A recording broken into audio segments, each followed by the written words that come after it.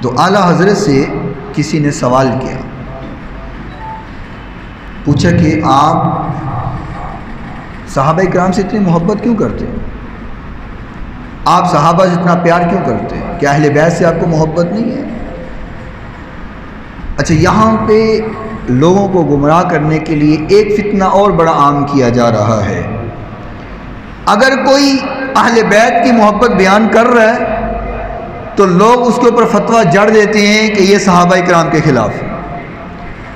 اگر کوئی صحابہ کی عظمت بیان کر رہا ہے تو لوگ فتویٰ جڑ دیتے ہیں کہ یہ اہل بیت کے خلاف ہے۔ یہ عجیب سا تاثر دنیا میں پیش کیا جا رہا ہے، صرف لڑانا مقصد، فتنہ پھیلانا مقصد لوگوں کا بن چکا ہے۔ تو پوچھا گیا کہ آپ صحابہ کرام سے اتنی محبت کرتے ہیں، کیا اہل بیت سے محبت نہیں کرتے؟ تو اعلیٰ حضرت نے فرمایا کہ میں اور میرے باپ دادا تو اہل بیت کے نوکر ہیں، ہم تو اہل بیت کے غلام ہیں، ہماری تو جانیں اہل بیت کے نالین پر قربان ہے۔ تم نے یہ کیسے کہہ دیا کہ ہم اہل بیت سے محبت نہیں کرتے؟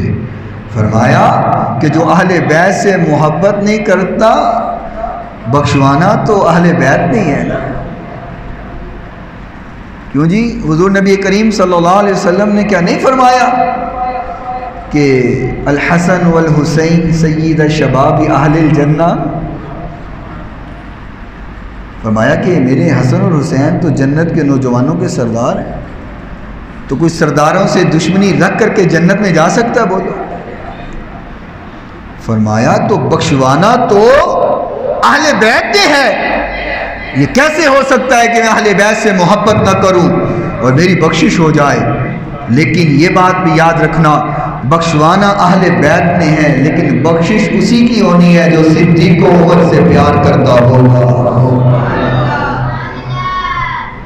یہ ہو ہی نہیں سکتا کہ دل میں صدیق و عمر کا بغض ہو اور حسنین کریمین اس کو جنت میں لے جائیں، یہ نہیں ہو سکتا، یہ تو ہو ہی نہیں سکتا۔ اہل بیت نے بخشش کروانی ہے، پر کرنی اس کی ہے جو صحابہ اکرام سے محبت کرتا ہوگا۔